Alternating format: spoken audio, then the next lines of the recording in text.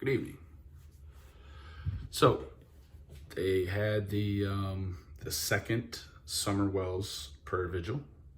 It looked like there was a turnout this time, which is a gift and a curse, right? So the really strange thing about the nature of all of this is that you want the family to feel supported by the vigil and the community outreach and stuff like that, right? But what you run into is an advocacy bashing, essentially, right? As soon as you start sending toys or food or anything like that to the Wells, you're going to be singled out.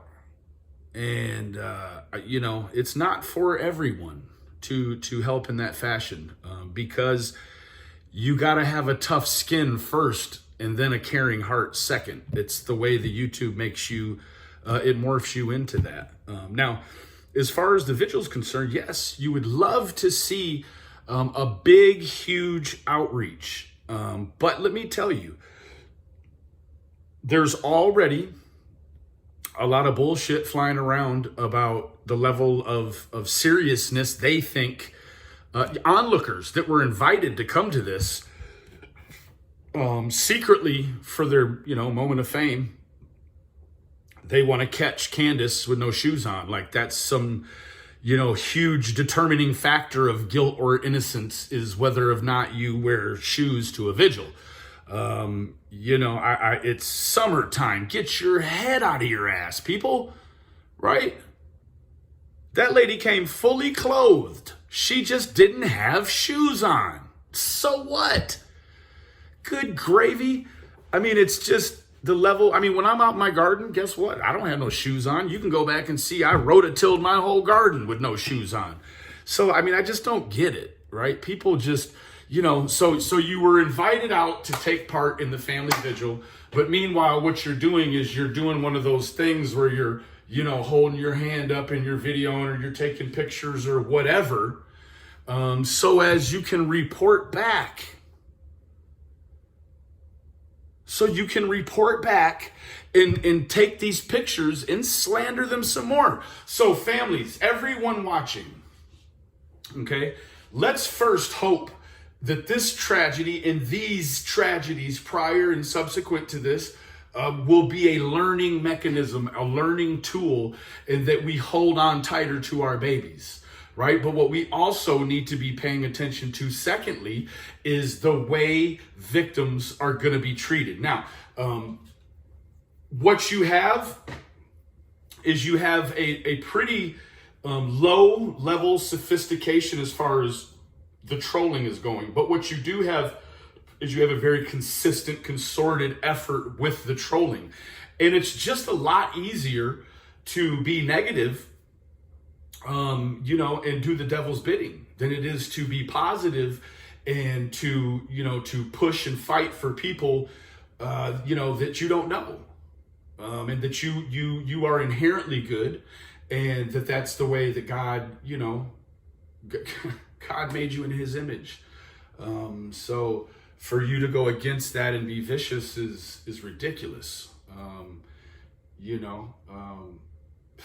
I don't know. There's a lot of people out there that the other thing, guys, there is a lot of people out there trolling me.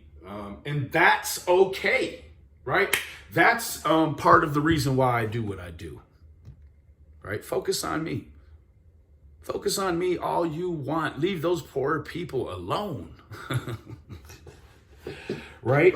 Stop publicly bashing the people that do good things for other people in tragedies, please, so that those people that aren't thick-skinned but do have a big heart and want to help, they can still help and reach out through the social media. If they have no other means to reach out, you have to use the social media. So if you're reaching out some sort of way and it becomes public, guess what? They're off to the races. And they are going to bash an advocate or someone that wants to do something good for someone in their moment of need or grief or tragedy, and the victim. Because essentially what we're saying now, I mean, it's not one of those things it goes without saying. It's being said loud and clear. And what's being said loud and clear is poor Summer, you're just a meal ticket. Your parents, fuck them. Justice in America, fuck that. Right? That's what we're doing. Right? Yeah. This, and I'm going to close with this. This is the same ideology. What we have going on here is people bashing victims. The people doing the bashing, they've been victims, but, probably if they're enjoying what's going on, they're not present victims. Right? So, that ideology is like defund the police. Right? Soon as one of yours goes missing, and you need some advocacy, you also need some police, right? So now all of a sudden, who are you going to call? You're going to call, a YouTuber to fix it for you? Or are you going to call the police? Don't worry, I'll wait. Fuck you, me.